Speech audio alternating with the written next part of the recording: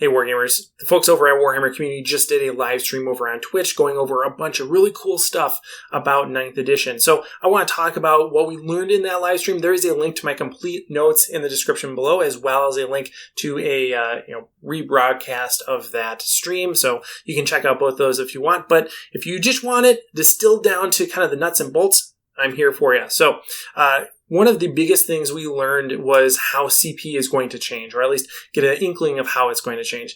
Instead of being determined by the detachments that you bring, it is now linked to game size and mission type. So the missions will tell you how many CP you get, blank, just as a default. So you don't have to unlock more CP by bringing soup armies or bringing in a certain requisite number of troops, for example. You have a baseline CP, and this is really, really exciting. This means that you don't have to, continually bring in those troop choices. If you really just want to bring, for example, an all battlesuit army, you can do that now and have the same number of CP and not suffer, not suffer a loss of command points because of that.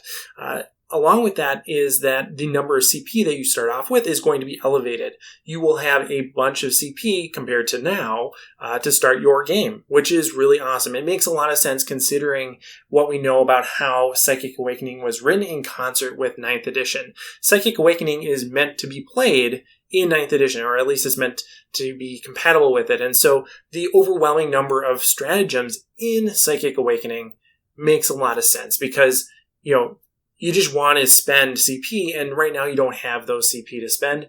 In 9th edition, you will. So that's really awesome.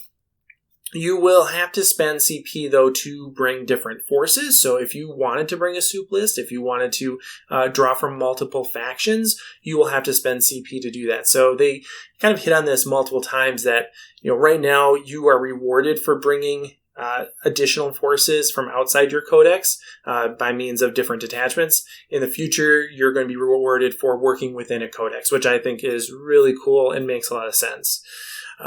Overall, you're going to have a lot more CP and you're going to be able to do a lot more with it, which is really cool. Along those same lines, you're going to be able to do reserves. You're going to be able to enact reserves in a way similar to previous editions. Not how they work in 8th, but you'll be able to do new things now, like outflank or hold things in reserve. And in order to do that, you're going to have to spend CP. So if you want your Riptide, for example, to come in off the side of the table, you can do that probably, but it's going to cost you some CP to do that. So they're trying to make command points reflect not only the individual actions of different units, but also reflect the choices that a general is making. And so there's these kind of before game or tactical strategy-based options like outflanking that you'll be able to do, but it will cost you command points to do it, which again is a really cool element. That's something that I really think was missing from 8th edition. Look at units like Kroot. Kroot, one of the biggest things for Kroot was losing the ability to outflank. And now, in the future, you'll be able to do that at a cost, which I think is really cool and opens up a lot of possibilities, opens up a lot of avenues for potentially currently underpowered units to have a niche that is really powerful moving forward. So I'm excited to see that.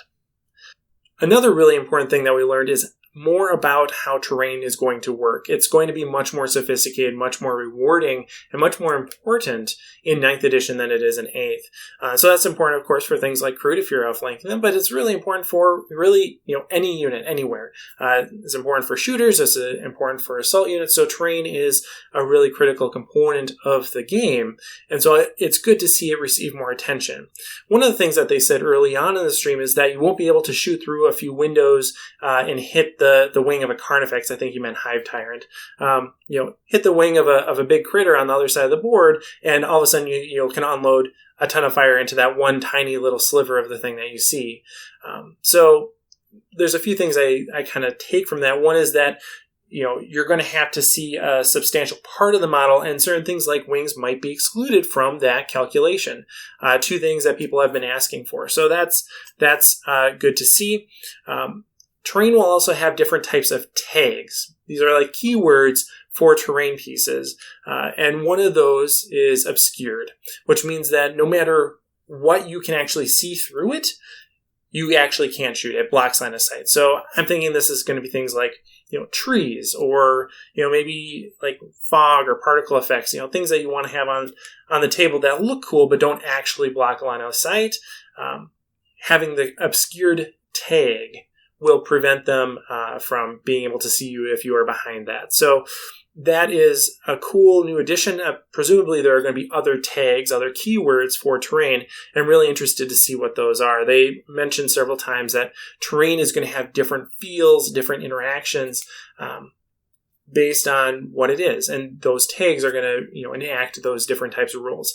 The rule set for terrain is not going to be as simple as it is in 8th, but it's going to be a lot more rewarding and provide a lot more interactions. But it's still going to be streamlined. It's still going to be comprehensible. It's not going to be overly complicated, which I think is good. So I'm really eager to see what they are doing with terrain in a way that strikes that balance between potentially overcomplicated versions of terrain that we've seen in the past and severely undercomplicated, severely pared down that we see in 8th. So that's really cool. I'm really excited to see what that really means. Another huge point that they mentioned is that modifiers are capped. They're capped at plus or minus 1. So that means that you can't have that, -2, -3 to hit modifier that you can in 8th. Instead, it's, do you have a +1? Do you have a -1? Okay, cool. You're done. Which simplifies things and mitigates a lot of the really challenging lists that we have currently in 8th. So having that modifier cap, I think it makes sense. I think it's something that people have mentioned multiple times before. And it will help balance out a lot of games that are currently just unwinnable because of modifiers. We also got a better idea of how blast weapons are going to work. In the announcement preview, they talked about how blast weapons are going to work better against hordes. Hordes doesn't seem like it's actually going to be some sort of like binary condition. It's not like there's something that's going to necessarily be defined as a horde, but they did say that they will be better the more models are in a target unit. So it seems like there might be some thresholds, multiple thresholds, or some sort of scaling effect beyond just having some.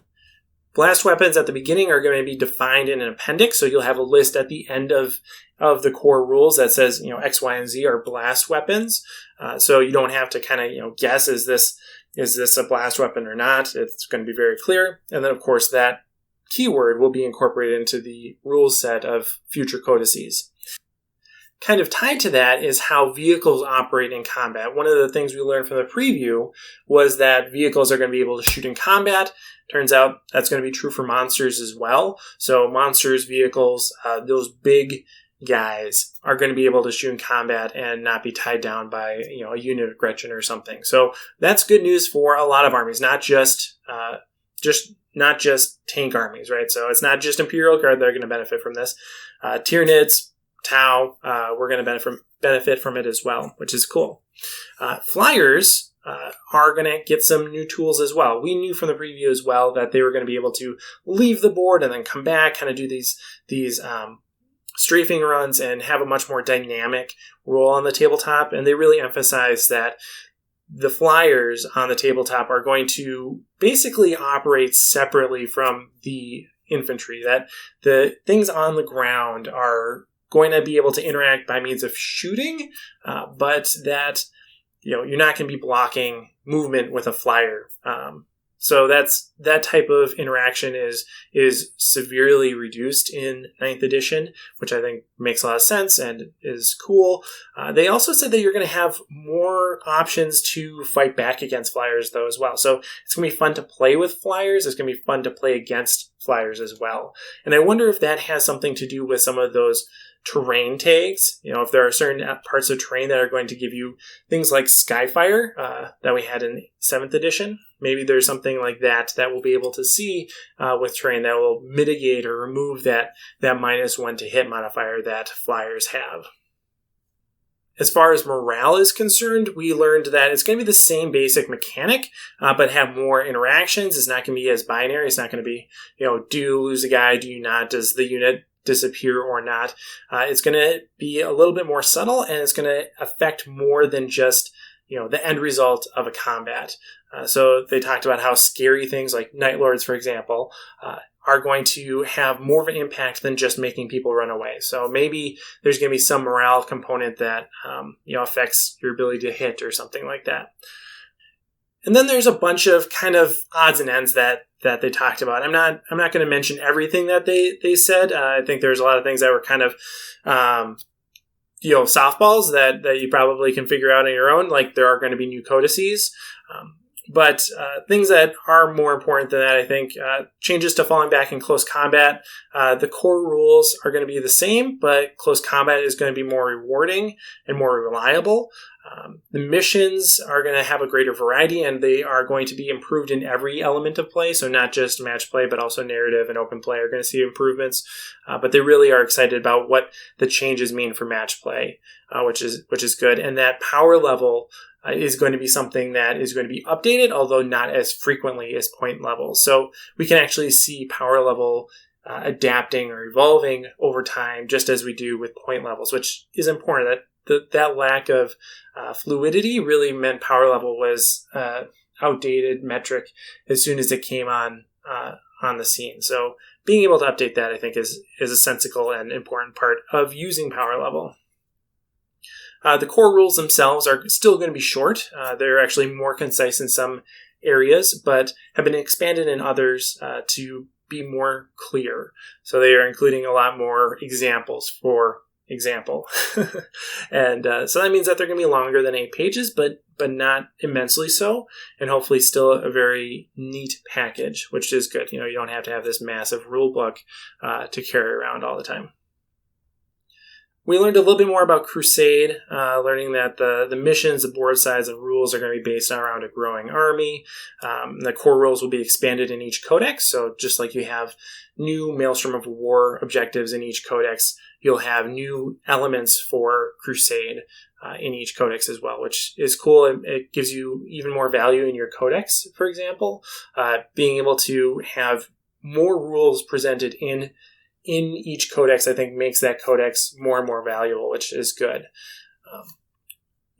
And then as far as codexes are concerned, the new Marines are going to be usable by all the factions. Death Watch is going to get a new codex soon after 9th launches. Forge World is being incorporated into the main line. We've known that for a while. But example, Death Corps of Krieg are coming or have already been finished. So whatever form their rules take are coming soon.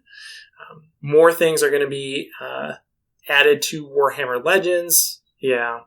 And then new codexes will kind of include the best of Psychic Awakening content. And this is probably a little bit more of a talking point than these other things, but so they said that they're going to include the, quote, best of Psychic Awakening in these future codices, and that it's going to, update or revise or expand on those best of things. And so I think that's a little bit of a confusing response that they gave, because, does that mean that the new codex is replacing those Psychic Awakening books?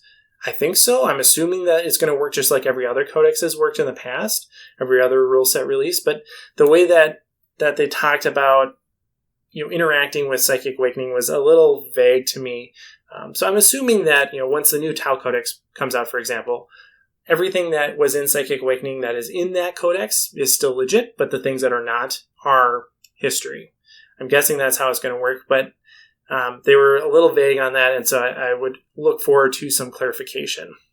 But that's my list. Like I said, if you want to watch the full stream, links are in the comments below.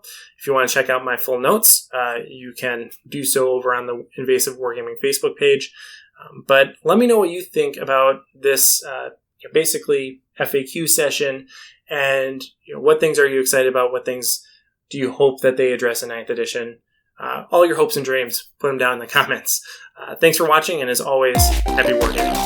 Hey everyone, thanks for watching. This channel is made possible by my supporters over on Patreon. If you enjoyed this video, consider joining our community over there as well. Special thanks to Shifty, Dallas Ellis, Jim Bob, Nick Steele, Tal Oswell, Stephen Cohen, Jake Johnson, Jeff Godwin, Jacob Harkrider, Michael Burns, Alice Brimstone, Jared Egler, and Chris Kessler.